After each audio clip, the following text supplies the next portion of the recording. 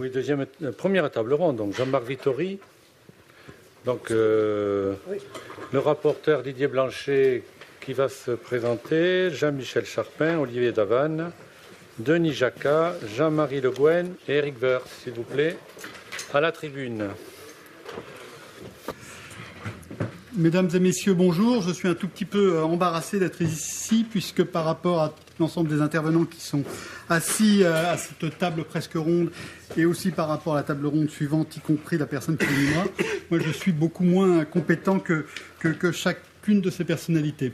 Je me suis demandé pourquoi on m'avait demandé de venir intervenir, ou plutôt modérer, et je me suis dit que c'était peut-être parce qu'il y a 2 mois, je discutais avec un économiste sur un plateau de télévision.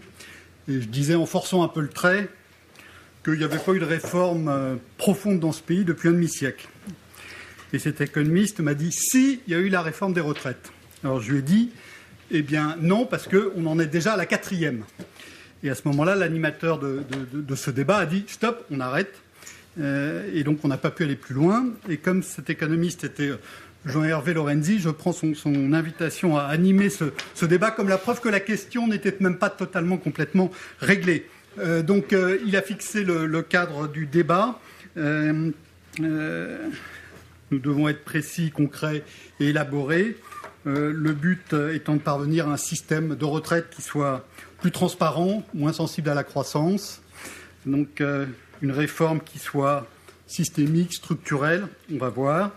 Et donc, 6 intervenants, 3 économistes, 3 politiques, mais le débat sera un débat qui se centrera vraiment sur la retraite, pas sur les différentes dimensions purement politiques de la question. Donc les économistes vont commencer, les politiques vont parler après. Je donne tout de suite la parole à Didier Blanchet, qui est économiste, qui est chercheur associé à l'Institut des politiques publiques et puis aussi à la chaire transition démographique, transition économique. On a déjà employé le mot transition.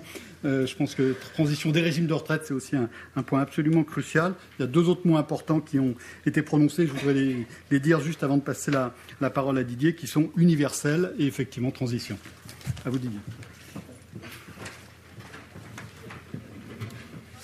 Merci. Donc, je vais vous présenter la première des études qui doit servir de support à la discussion de cet après-midi. Donc, c'est un travail effectivement qui a été fait pour la chaire transition démographique, transition économique et pour l'UMR à l'Institut des politiques publiques, donc avec Antoine Bozio et Simon Rabaté. Alors, je vais d'abord introduire en expliquant un peu dans quel état d'esprit a été conduite cette étude, qui en fait avait commencé avant que ne soit lancé le processus de réforme de 2013. Donc, je vous rappelle que le sujet de la réforme, soit systémique, soit structurel, moi je dirais plutôt structurel, avait été mis dans le débat public en 2008-2009, avec à la fois la piste des comptes notionnels et le système par points. Donc sur les comptes notionnels, il y avait eu le papier bien connu déjà d'Antoine Bozio associé avec Thomas Piketty. Sur le système par points, un papier de Jacques Bichot qui interviendra dans la 2e table ronde.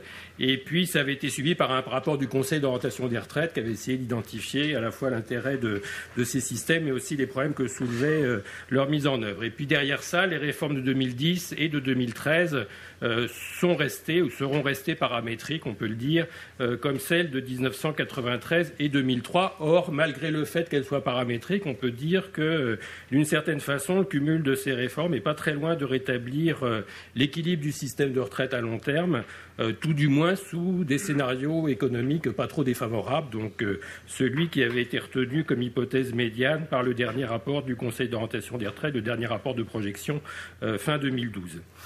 Donc ce contexte, une piste systémique avait été ouverte et puis assez vite refermée, puis finalement des réformes paramétriques qui donnent l'impression qu'on a fait le travail. Ça pourrait plaider pour clore le débat avec l'argument que la réforme structurelle, c'est quelque chose qui est très coûteux politiquement, qui serait difficile à gérer en pratique, et donc avec une faisabilité et un bilan coût-avantage qui sont incertains. Alors pourquoi du coup continuer à réfléchir à la réforme structurelle? On aurait pu dire bon ben voilà, on referme le sujet. En fait, la raison c'est qu'il y a quand même des insatisfactions qui demeurent avec les réformes passées, qui sont de 2 ordres. D'une part, l'efficacité de ces réformes. J'ai dit que dans le scénario médian du corps, effectivement, on a l'impression que la pente fortement croissante des dépenses de retraite qui était attendue s'est beaucoup rapprochée de l'horizontale, mais ça ne fonctionne que sous une hypothèse de croissance particulière. Selon que la croissance est plus ou moins rapide, en fait, les projections partent beaucoup en éventail, et donc il y a un sujet à traiter. Et puis d'autre part, les réformes passées, elles n'ont pas accru, elles ont même plutôt détérioré la lisibilité du système et le fait qu'on n'ait pas avancé sur cette voie, enfin on a un petit peu avancé, mais très partiellement seulement sur cette voie de l'unification, crée un peu partout des soupçons. Il y a peut-être effectivement des vraies inéquités, mais en tout cas il y a beaucoup de soupçons d'inéquité et ce sont des choses qui peuvent miner la confiance dans le système. Donc l'idée c'était de voir, 2013 la réforme sera ce qu'elle sera, mais en se projetant un petit peu au-delà, il faudrait continuer à voir ce qu'une démarche plus structurelle pourrait apporter à ces, non pas 3, mais 2 problèmes.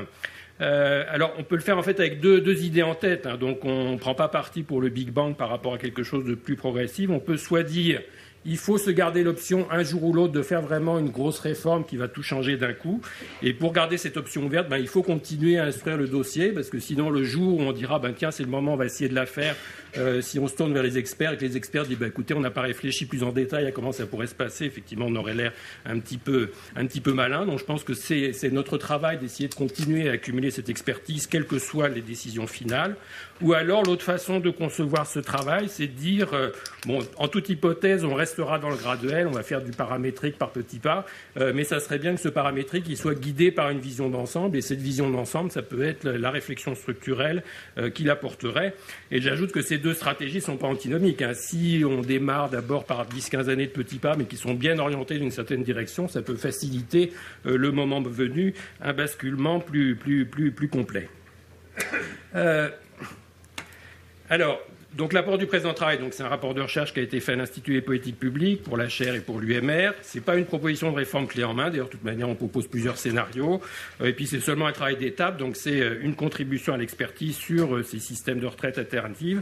Et dans le rapport que vous avez, il y a 2 gros aspects, 2 grosses parties. Il y a un retour sur les limites des réformes passées. Et on s'appuie sur ce retour pour essayer d'identifier ce que pourrait être le cahier des charges soit d'une réforme structurelle, soit d'une série d'aménagements paramétriques, mais à vision structurelle. Et puis, dans un deuxième temps, pour passer un petit peu dans le concret, donc l'utilisation d'un modèle de microsimulation pour explorer les effets de quelques scénarios de transition. Alors, Antoine Bozio avait plutôt travaillé au départ sur les comptes notionnels. Il y a la piste des points. On n'est pas parti qu'un a priori sur la supériorité d'un système par rapport à l'autre. Donc, on a travaillé sur les 2 systèmes. Alors, les modèles de microsimulation, pour ceux qui ne connaissent pas, et pour reprendre une phrase d'Antoine Lissowski, là, c'est des modèles qui, d'une certaine façon, essayent de se rapprocher d'une partie de la vraie vie. C'est-à-dire que les systèmes de retraite sont des choses tellement complexes que pour en projeter les effets, on est obligé de repasser par le niveau individuel. Donc, on essaye de simuler le plus possible des vrais gens, enfin, un échantillon de gens représentatifs, un échantillon représentatif de la population qu'on fait vieillir progressivement avec ses carrières et ses droits à retraite. Et c'est sur la base de cette analyse au niveau individuel qu'on arrive à construire des agrégats réalistes. Alors, le cahier des charges tel qu'on a essayé de définir, 2 grands points. D'une part, il y a cette question de la dépendance du système par rapport à l'hypothèse de croissance économique. Hein, donc, ça découle bien des dernières projections du corps. Et ça résulte d'un choix qui a été fait en 1993 et qui a été conservé depuis, c'est de gérer une partie du choc démographique en indexant un certain nombre de paramètres du système de retraite sur les prix. Et donc, ce genre de façon de faire, ça fonctionne s'il y a de la croissance qui crée de l'écart entre les salaires et les retraites, mais ça ne fonctionne plus si la croissance est ralentie. Donc, l'idée, c'est celle-là. L'idée numéro 1, c'est de dire le problème des retraites, c'est un problème de partage du gâteau entre des actifs en nombre à peu près constant et des retraités de plus en plus nombreux. En 2060, je ne sais pas si le gâteau il sera 1,5 fois, 2 fois ou 3 fois plus grand qu'aujourd'hui, mais je voudrais trouver une règle de pilotage du système qui fera que, quelle que soit la taille du gâteau, on arrive à peu près à la même façon de le partager en termes relatifs. Mais ceci dit, alors quand je dis ça, effectivement, on dit oui, donc vous voulez pilotage automatique et surtout que plus personne n'intervienne sur la façon dont fonctionne le système de retraite. Ce qu'on veut aussi, c'est un système qui, certes, ait ses éléments d'équilibrage automatique, mais qui autorise le politique ou le gestionnaire à reprendre la main s'il considère que le fonctionnement spontané du système n'est pas satisfaisant. Il peut le faire notamment parce qu'il veut tordre les effets redistributifs intergénérationnels du système de retraite dans un sens plus ou moins favorable à certaines générations. Il peut y avoir des raisons de le faire. Deuxième élément du cahier des charges, il faut décidément que j'apprenne à tourner la roue dans le bon sens, là. Donc ça, c'était le graphique qui vous rappelait juste ce que, d'après les projections du corps, le fait qu'effectivement, quand même beaucoup de chemin a été fait depuis les réformes précédentes. Là, ce que vous avez sur la gauche, là, c'est les projections de 2001 avec une part des retraites dans le PIB qui était appelée à passer de 12,5 à 18,5% en 2040 si on n'avait pas fait de réforme du tout. Et donc, vous voyez que sur le graphique de droite, d'après les dernières projections, effectivement, dans le scénario médian, on est passé à une horizontale. Mais autour de cette horizontale, l'éventail est très grand entre les scénarios extrêmes à respectivement 1 et 2 points de croissance annuelle, la médiane étant 1,5. Deuxième point, donc, c'est cet effet de départ de trajectoire en éventail qu'on cherche à éviter. Deuxième point du cahier des charges, c'est la question du dosage entre contributivité et solidarité. Donc, on part du principe que le cœur du système doit rester contributif parce que c'est la condition de son adhésion. Il faut que les gens aient une certaine visibilité sur le rapport entre ce qui contribue et ce qui reçoivent, mais il faut aussi accepter un certain nombre d'écarts à cette contributivité, donc tout ce qu'on appelle les mécanismes de solidarité. Il faut trouver un équilibre entre deux principes, la justice commutative, chacun touchera selon ce qu'il a donné, ou bien la justice redistributive, donner davantage à ceux qui ont plus de besoins. Donc actuellement, on a cette coexistence, mais elle résulte d'un empilement de règles qui nuisent à leur cohérence. Et donc l'objectif 2, c'est d'avoir une articulation plus lisible entre la contributivité au cœur du système, qui sert également à encadrer la liberté de choix, mais je ne vais pas développer cet aspect parce qu'on n'a pas le temps, et auquel on adosse des dispositifs non contributifs dont on contrôle mieux l'efficacité allocative, en particulier être sûr que la redistribution va bien vers ceux qui en ont le plus besoin. Alors, ce qu'on a fait, on a simulé des transitions vers des systèmes soit en points, soit en compte notionnel. Alors, il y aura un débat sûrement après, notamment avec la contribution d'Antoine Delarue sur différents scénarios de transition possibles. Donc là, on en a pris un pour pas avoir un rapport trop épais, il est déjà gros comme ça, mais qui consiste juste à supposer une règle rétroactive. C'est-à-dire que tous les gens qui liquident à partir d'une certaine date, on leur reconstitue des droits comme si le système avait toujours existé dans sa nouvelle configuration, mais il y a d'autres façons de procéder. Le modèle qu'on fait tourner pourrait tout aussi bien simuler ces scénarios alternatifs. Ça sera des sujets de recherche ultérieurs. Et alors, on constate, effectivement, ces deux systèmes, qu'il s'agisse des comptes notionnels ou des points, permettent effectivement de nous donner une trajectoire d'évolution du ratio retraite sur PIB ou du pouvoir d'achat relatif des retraités, qui est celle du scénario médian du corps, mais sauf qu'on la retrouve quel que soit le scénario de croissance économique. Alors, en compte notionnel, ne rentre pas dans les détails techniques, mais c'est un peu de par la nature même du système, qui a beaucoup de propriétés auto-équilibrantes. Dans le cas des régimes par points, ça suppose de remettre assez fortement en cause les règles actuelles de gestion, d'indexation des valeurs d'achat et de services du point. D'ailleurs, en revenant un petit peu, puisqu'on faisait un peu d'archéologie tout à l'heure, à l'histoire de ces régimes, du temps où la valeur d'achat du point était quelque chose qu'on appelait le salaire de référence, c'était bien avec l'idée que c'était quelque chose qui devait être indexé sur les salaires. Et donc, on revient à cette logique, on l'applique également à la valeur de service, mais sauf que du coup, comme il n'y a plus l'indexation prix, il faut gérer le choc démographique d'une autre façon, il faut introduire un coefficient correcteur qui va prendre en compte l'évolution du ratio actif retraité. C'est très inspiré de ce qui se fait dans le système de retraite allemand, qui est un système de retraite par points, avec ce principe d'indexation et ce type de correcteur démographique. Donc, juste la petite illustration, effectivement, vous avez sur les deux graphiques de gauche les trajectoires actuelles à peu près conformes à ce qu'a projeté le corps, qui partent en éventail aussi bien en termes de ratio pension sur masse salariale que de niveau de vie relatif des retraités. Et puis, sur les deux panels de droite, les équivalents, là j'ai pris l'exemple des points, mais on a à peu près le même genre de choses en compte notionnel, avec une trajectoire de dépenses de retraite dans le PIB qui est à peu près stabilisée, et puis un décrochement du pouvoir d'achat relatif des retraités, malgré le fait qu'on suppose une hausse de l'âge de la retraite importante, mais ça, c'est la contrainte démographique qui joue. Pour arriver à équilibrer, il faut cumuler à peu près 20% de décrochement du niveau de vie relatif des retraités et un relèvement très substantiel de l'âge de la retraite. Ceci étant, comme je l'ai expliqué, on ne ferme pas du tout l'idée que le politique puisse un jour en décider autrement. Dans ce système par points tel que je l'ai simulé, on peut très bien décider, et c'est ce qui est simulé là, que sur une certaine période de temps, on augmente les cotisations. Du coup, on ajuste la règle d'indexation pour prendre en compte les ressources supplémentaires que ça génère. Et dans ce cas-là, vous avez une trajectoire où, du coup, les retraites coûteront un peu plus cher à long terme. Et en revanche, vous arrivez à stabiliser à peu près le ratio de pouvoir d'achat des retraités par rapport aux actifs. Sur l'objectif 2, je ne vais pas donner de résultat, juste donner l'esprit. Donc, Alors on a beaucoup insisté là-dessus parce que souvent un contre-argument au régime par points au compte notionnel, c'est de dire oui, mais vous faites table rase de la redistribution, il n'y aura plus de redistribution, il ne faut pas que le système de retraite fonctionne comme ça. Donc j'ai bien expliqué qu'il fallait qu'un système de retraite joigne les deux principes. Et donc on l'a montré même pareil, pour ne pas augmenter la taille du rapport, on l'a fait que dans le cadre d'un des deux systèmes, celui des comptes notionnels, parce que c'est celui-là qui est le plus souvent accusé, effectivement, d'être antinomique de l'idée de redistribution. Donc on a essayé de montrer qu'on pouvait intégrer ce genre d'avantage directement dans le cœur du système. Et en fait, on l'a fait même.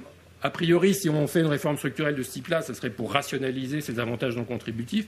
Mais là, on a plutôt voulu montrer que même dans ces systèmes, on pourrait, à la limite, si vraiment on le voulait, essayer de reproduire au mieux les avantages non contributifs du système actuel.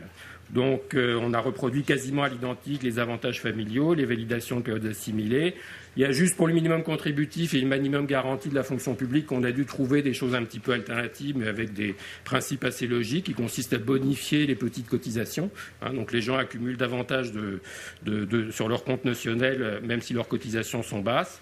Et tout ça est financé en partitionnant un petit peu, c'est-à-dire que sur les 27 points de cotisation qu'on a par défaut dans le système, voilà, il y en a 23 qui sont pour la partie contributive et donc qui génèrent des droits contributifs, et puis les 4% restants qui gèrent l'ensemble de ces avantages non contributifs.